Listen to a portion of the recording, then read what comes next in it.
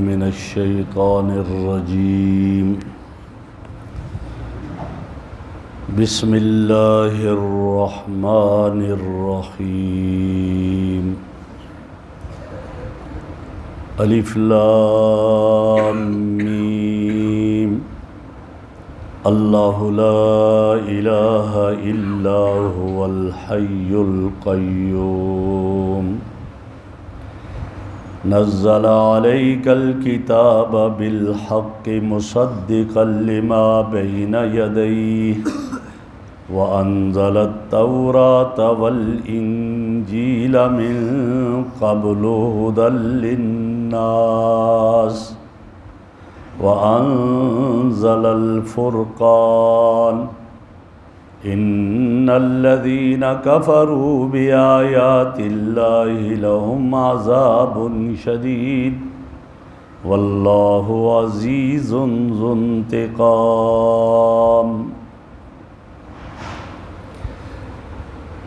الف لام میم اللہ لا الہ الا هو الحی القیوم اللہ وہ ذات ہے کہ اس کے سوا کوئی اور معبود نہیں، وہی اکیلا معبود ہے۔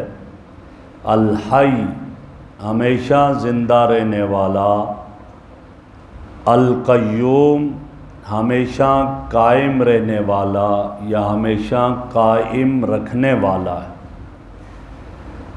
نزل علیک الکتاب بالحق، اتارا آپ پر قرآن کریم کو حق کے ساتھ، مصدقا لما بین یدیہ، جو تصدیق کرتا ہے اس کی جو اس سے پہلے ہیں۔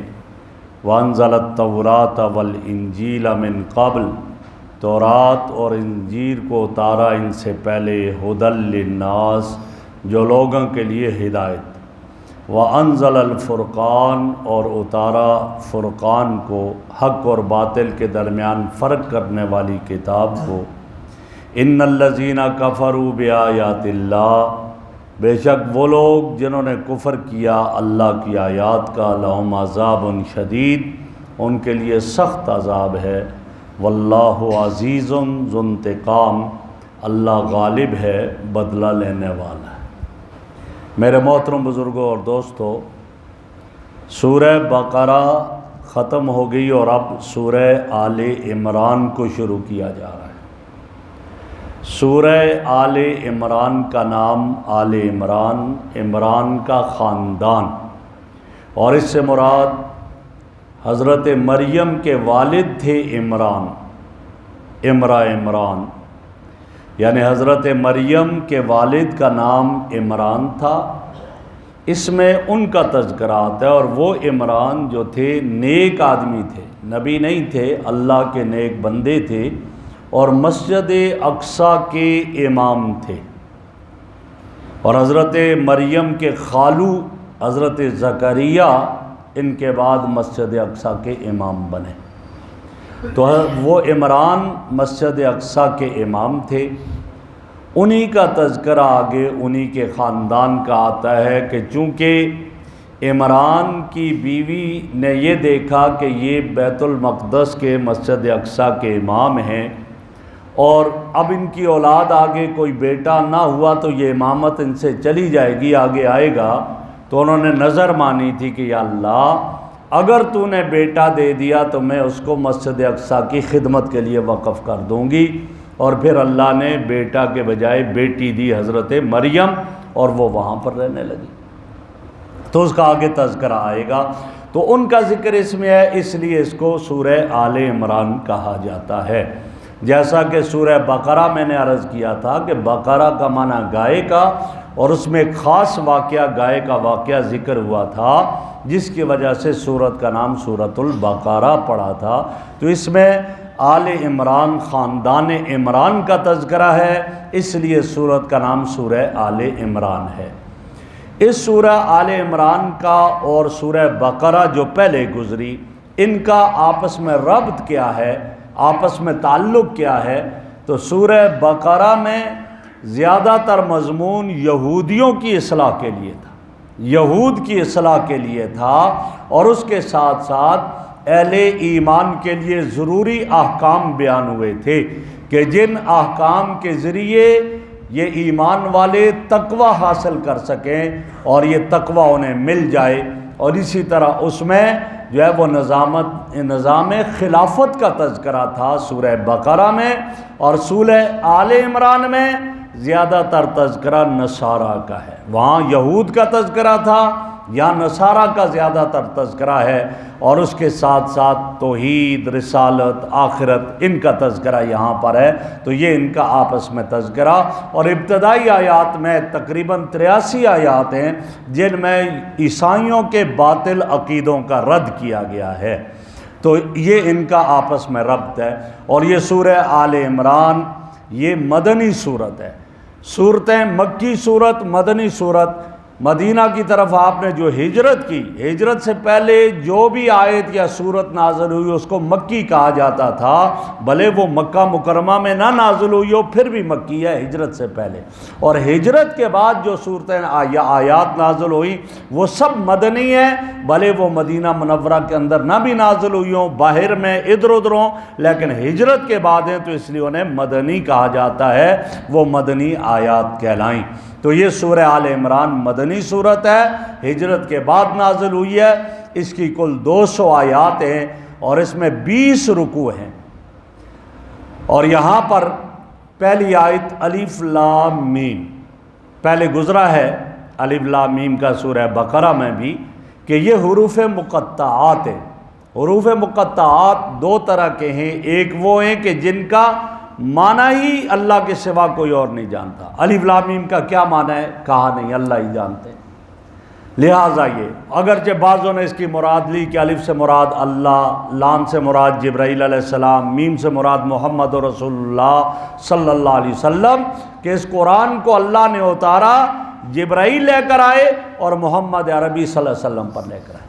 اور دوسری قسم آتی ہے، اس کو متشابہات کہا جاتا ہے۔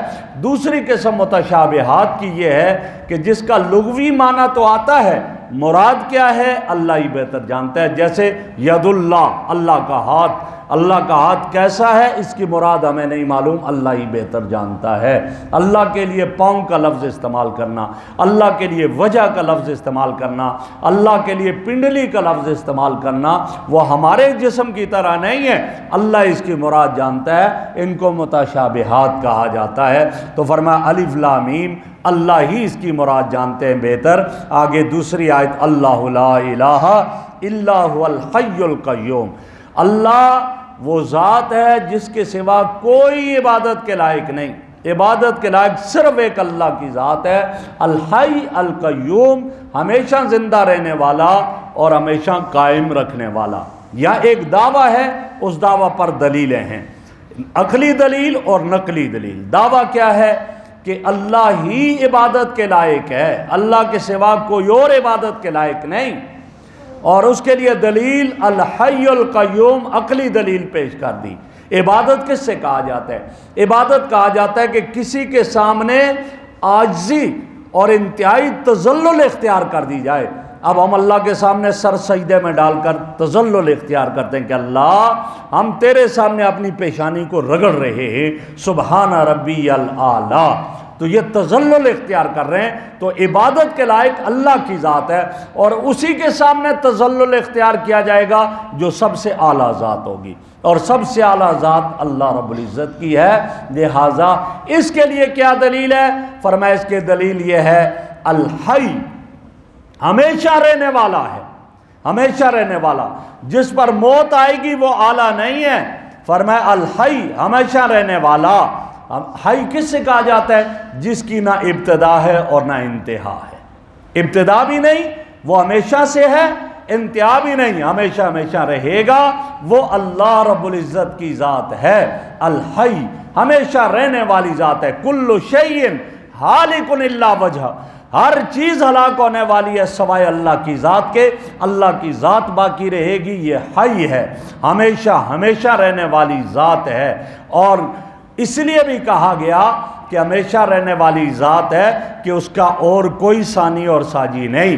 یہی وجہ ہے کہ حضرات صحابہ کہنے لگے، ایک مرتبہ کہا السلام علی اللہ السلام علی جبرائیل، السلام علی میکائیل، تو آپ صلی اللہ علیہ وسلم نے فرمایا بھائی اللہ کے لیے یہ جملہ نہ بولو، السلام علی اللہ یہ اللہ کے لیے نہ بولو۔ کیوں؟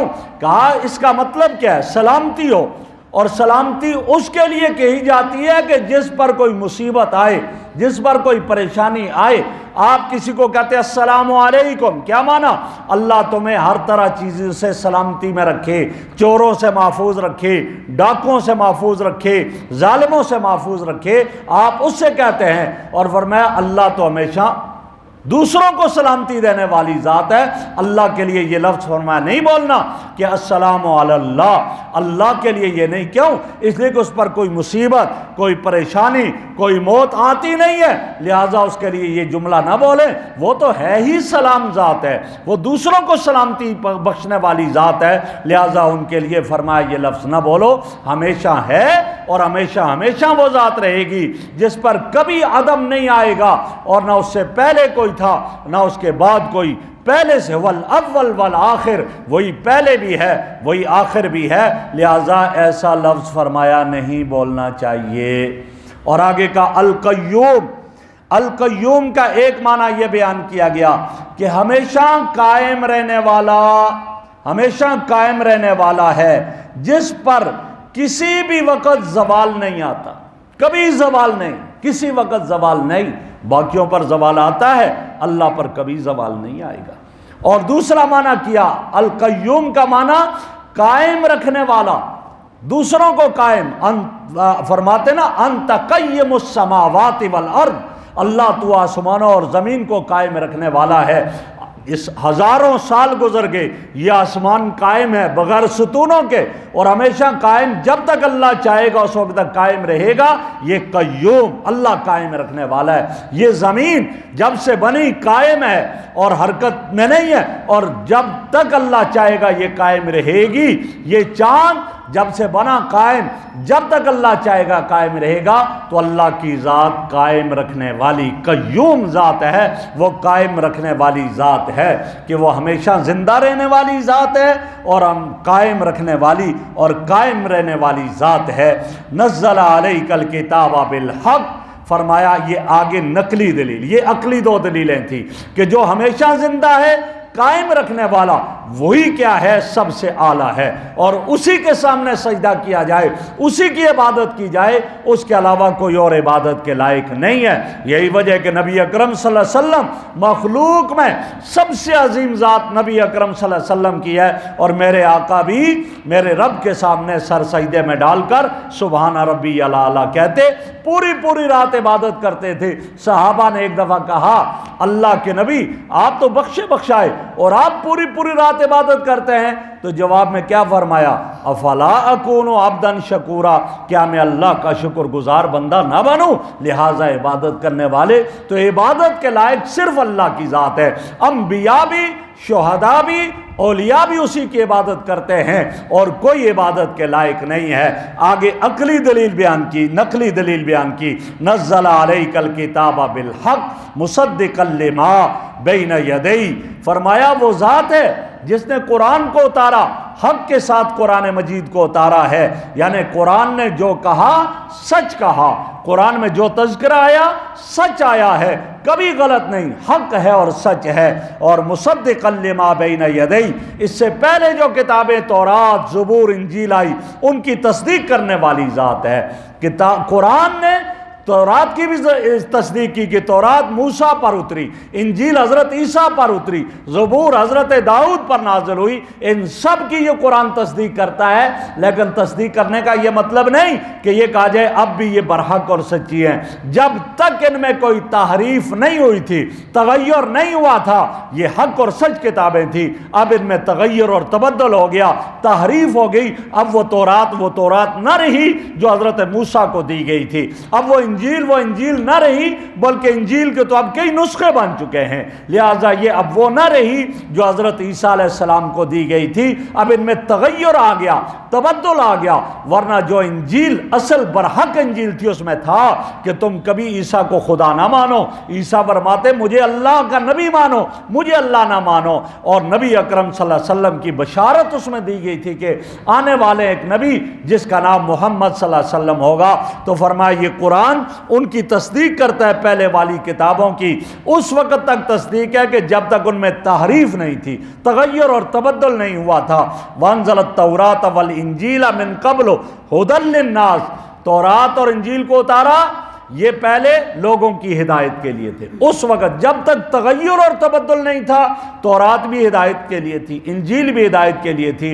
قرآن کے بعد سب سے بڑا درجہ، اعلیٰ درجہ تورات کا ہے، اور تورات کے بعد انجیل کا درجہ ہے۔ فرمایا یہ ان کے لیے آئے تھے، ہدایت کے لیے آئے تھے، لیکن جب قرآن مجید اتر گیا، اب قرآن اترا تو اب وہ سارے کے سارے کیا ہو گئے؟ منسوخ ہو گئے۔ وَأَنزَلَ الْفُرْقَانَ، اللہ نے فرقان کو اتارا۔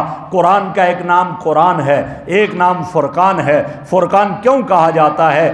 اس لیے کہ یہ حق اور باطل کے درمیان فرق کرنے والی کتاب ہے، اس لیے اس کو فرقان کہا جاتا ہے۔ ان الذین کفروا بآیات اللہ، وہ لوگ جنہوں نے اللہ کی آیات کا انکار کیا، قرآن کا انکار کیا وغیرہ وغیرہ، لہم عذاب شدید، ان کے لیے دردناک عذاب ہے۔ واللہ عزیز ذو انتقام، اللہ بڑے سخت غالب ہے اور بدلہ لینے والی ذات ہے۔ جو اللہ سے نافرمانی کرتا ہے اللہ ان سے بدلہ لیتے ہیں، لہذا کوئی اور اس طرح کا قادر نہیں ہے قدرت رکھنے والا جیسے اللہ بدلہ لیتے ہیں۔ اور ان آیات کا اور آگے والی آیات کا شان نزول جو بیان کیا وہ یہی بیان کیا ہے کہ نبی اکرم صلی اللہ علیہ وسلم مدینہ منورہ میں تھے، آپ کے پاس ایک وفد آیا۔ جب مکہ فتح ہو گیا، مکہ فتح ہونے کے بعد لوگ اسلام میں داخل ہو گئے، یمن کا اکثر حصہ بھی اسلام والوں کے، مسلمانوں کے زیر تسلط ہو گیا۔ تو اب انہوں نے دیکھا عیسائیوں نے، تو انہوں نے کہا یہود کا یہ اشر ہوا، ہمارا بھی نہ ہو۔ تو یمن میں ایک جگہ جس کو نجران کہا جاتا ہے، تو نجران سے عیسائیوں کا ایک وفد مدینہ منورہ میں نبی اکرم صلی اللہ علیہ وسلم کی خدمت میں حاضر ہوا۔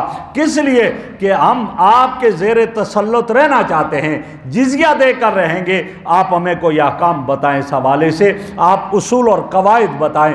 آپ صلی اللہ علیہ وسلم کے پاس گئے، 60 آدمیوں کا وفد تھا، اور ان کا سربراہ ابو حارثہ ابن علقمہ تھا جو ان کا بڑا پادری تھا۔ آپ صلی اللہ علیہ وسلم نے دیکھا مدینہ میں چھوٹے چھوٹے گھر تھے، آپ نے صحابہ کو تیار کیا، بھئی یہ آ رہے ہیں، تھوڑے تھوڑے اپنے اپنے گھروں میں ان کو رہائش دیں گے۔ 60 آدمی اور 60 سواریاں ساتھ تھی۔ آپ صلی اللہ علیہ وسلم نے فرمایا بھائی ہمارے پاس تو اتنی بڑی جگہ نہیں ہے، لہٰذا میں نے صحابہ سے کہا ہے ٹولیے بنا کر چند ایک صحابہ اپنے گھروں میں رکھیں گے۔ انہوں نے کہا نہیں، ہم اکٹھے آئے ہیں، ہم اکٹھے رہنا چاہ رہے ہیں۔ تو آپ نے فرمایا پھر اس کے لیے تو اور جگہ نہیں ہے، پھر تم مسجد نبوی میں اکٹھے رہو۔ کہا ٹھیک ہے، ہم مسجد نبوی میں اکٹھا رہیں گے۔ کہا ہم اپنی نماز بھی پڑھیں گے، عبادت کریں گے۔ فرمایا کوئی بات نہیں، تم اپنی عبادت بھی کرو۔ اب یہ 60 عیسائیوں کا وفد یہ مسجد نبوی میں رہا، عبادت بھی اپنی کی، نماز بھی پڑھی۔ تو آپ صلی اللہ علیہ وسلم بیٹھے، آپ سے بات ہونے لگی، تو حضرت عیسیٰ پر بات چلی۔ یہ کہنے لگے حضرت عیسیٰ علیہ السلام، بعض کے عیسائیوں کا عقیدہ ہے اللہ کا بیٹا ہے، کبھی کہتے ہیں کہ اللہ ہے، کبھی کہتے ہیں ثالث ثلاثہ، تیسرا یہ ہے، کل 3 ہے۔ تو جب بات چلی تو کہا کہ یہ اللہ ہے یا اللہ کا بیٹا، اس طرح کا۔ تو آپ صلی اللہ علیہ وسلم نے پوچھا میں آپ سے ایک سوال کرتا ہوں کہ اللہ کا کوئی باپ ہے؟ کہا نہیں، کوئی نہیں ہے۔ کہا جب اللہ کا باپ نہیں ہے تو اللہ کسی کا بیٹا نہ ہوا، تو اللہ کا بیٹا بھی نہیں ہوگا، تو پھر عیسیٰ کو تم خدا مانتے ہو۔ جب خدا مانتے ہو تو کیسے اللہ عیسیٰ کو مانتے ہو جبکہ یہ حضرت مریم سے پیدا ہوئے؟ تم بھی یہی کہتے ہو کہ یہ مریم سے پیدا ہوئے ہیں، پھر یہ کیسے خدا بن سکتے ہیں؟ کہا پھر انہوں نے ایک اور بات کی اور کہا کہ یہ جو ہے جی یہ اللہ رب العزت کا بیٹا، یا یوں کہہ دو کہ اللہ رب العزت ہی ہے ثالث من الثلاثہ۔ اور وہ کیسے؟ کہا دیکھو یہ تو مردوں کو زندہ کرتا ہے، پرندہ بنایا، پھونک ماری، زندہ ہو گیا، اور یہ خدا یہ کام کرتا ہے۔ کہا میرا تم سے ایک سوال ہے۔ پوچھا کیا؟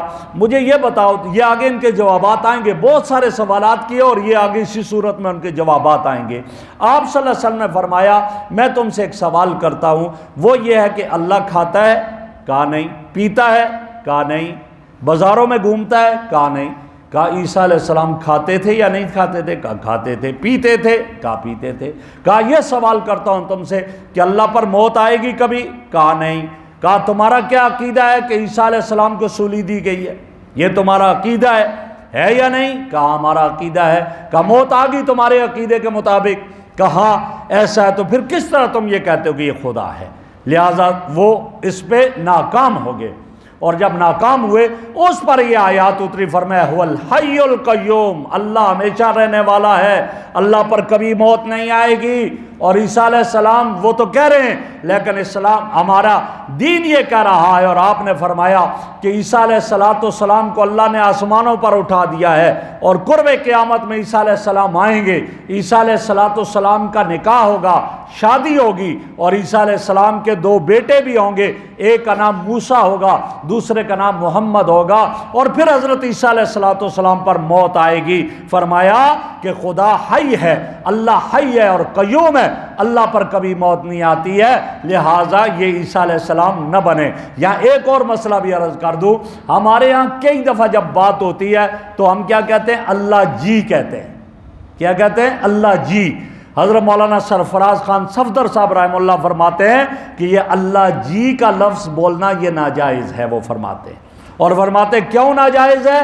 وہ کہتے ہیں جی دعا ہے، زندہ رہنے کے لیے دعا ہے، اور اللہ تو ہمیشہ ہمیشہ ہے، تو اللہ کے لیے ہم کہتے ہیں، جیسے کہ اماں جی، ابا جی، دادا جی کہہ سکتے ہیں کہ یہ ہمیشہ یہ جیتا رہے، زندہ رہے، یہ ہے، اور اللہ کے لیے جی کا لفظ کہنا یہ فرمایا یہ جائز نہیں ہے، یہ ناجائز ہے۔ ہاں اللہ میاں آپ کہہ سکتے ہیں، اللہ سائیں کہہ سکتے ہیں، لیکن اللہ جی یہ ایک دعا ہے، زندہ رہنے کے لیے دعا ہے، فرمایا اللہ کے لیے لفظ نہ استعمال کیا جائے۔ اسی طرح ایک اور مسئلہ اس میں نکلتا ہے، ہم کئی دفعہ یہ بات جملہ بول دیتے ہیں، ایک آدمی کا نام ہے عبد الرحمن، تو ہم کہتے ہیں رحمان صاحب، جیسے ہمارے وزیر داخلہ گزرے تھے عبد الرحمن ملک، لیکن ہر جگہ کیا آتا؟ رحمان ملک، رحمان ملک، جبکہ یہ غلط اور ناجائز ہے۔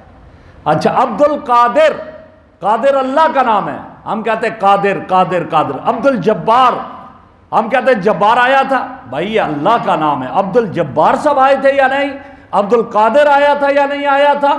عبد الرحمن آیا تھا یا نہیں آیا تھا؟ یہ بولنا چاہیے، صرف قادر، صرف جبار اور صرف اس طرح رحمان، یہ کسی آدمی کے لیے نہیں بولنا چاہیے۔ ہاں محمد رحمان کہیں یا اس کے ساتھ اور ملائیں پھر ہے، لیکن صرف اور صرف رحمان، جبار اس کو کہنا جس کا نام عبد القادر ہے، یہ صحیح نہیں ہے۔ تو یہاں یہ اترا اور فرمایا القیوم، اور وہ ہمیشہ قائم رکھنے والی ذات ہے۔ تو یہاں اس کا تذکر آیا کہ اللہ کی ذات ایسی ذات ہے، اور آگے پھر یہ آیتیں اسی کے ساتھ منسلک ہیں، وہ انشاءاللہ آئندہ درس میں اللہ رب العزت ہمیں عمل کی توفیق عطا فرمائے۔